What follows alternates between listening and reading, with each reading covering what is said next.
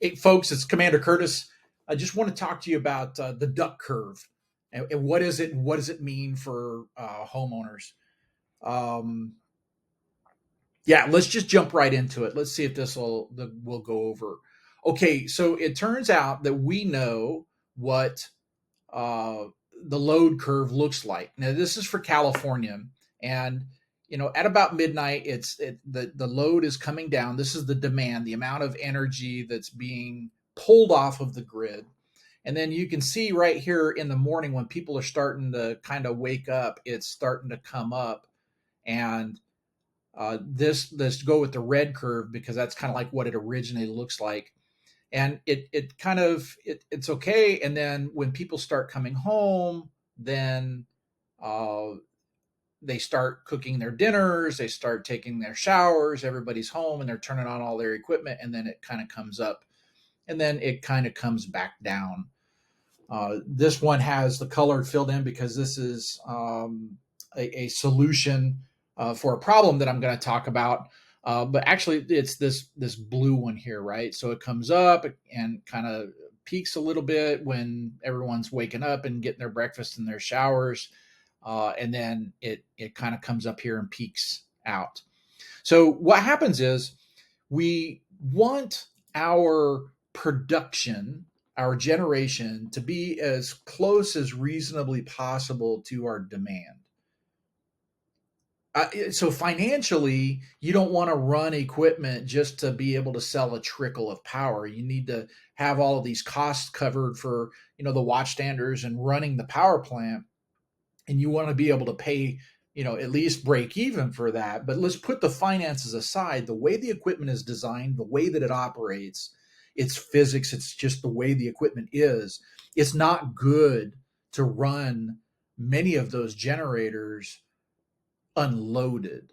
So if the load drops down and you have those machines, you need to turn them off. Does that make sense? So what happens is, as load goes down, they're pulling generators offline, and as loads come on, they're putting them on to meet that higher demand. And the speed with which they have to do that also has an impact. Hurrying up and starting a bunch of machines versus slowly bringing on new machines as they're needed or bringing them down, right? So the slope of that demand curve has an impact on the equipment and how it operates. Race cars break because they drive them really fast and they slam on the brakes. But our cars, we drive them smooth and we get more time out of them. Make sense? Okay, so what's happening? Let's go back to this curve. Over here, this is the original curve, this blue one, and over the years we've been adding solar to the grid. So as you come closer to today, you can see now that the power plants are supplying much, much, much, much less power during this peak solar. This is dropping down here because solar is taking up, it's providing the power. So these guys are producing less and less and less power. But then as solar drops off, you can see it's making this curve much steeper. And now this peak over here to get from here to here is a much more like steeper curve, and it's a lot harder.